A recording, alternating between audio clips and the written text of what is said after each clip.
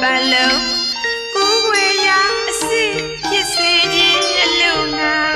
ကျူတင်သိမြင်တော်မူ၍စန္ဒသူရိယာမင်းတောင်းမှန်ခြင်းကိုလောကမန်ကူတယံဘူးချွတ်ချောင်းမြတ်စွာဘုရားကခွင်သနာတော်မူလေ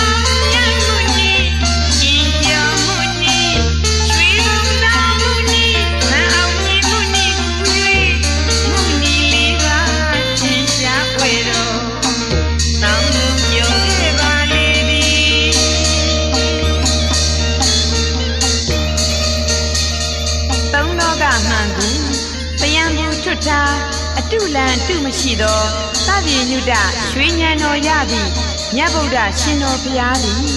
ဒညဝရီရခိုင်ပြည်မှတပည့်တဌာနသို့ဒေသစာ၏ကြွချီတော်မူမည်ဖြစ်၍မြတ်စွာဘုရားကိုယ်ပွားနေမိတရုပ်ပွားတော်ပူဇော်ခွင့်ပြုပါရန်စန္ဒသူရိယာမင်းကြီးလျှောက်ကြားတောင်းပန်ခြင်းကြောင့်မြတ်စွာဘုရားကခွင့်သနာတော်မူသဖြင့်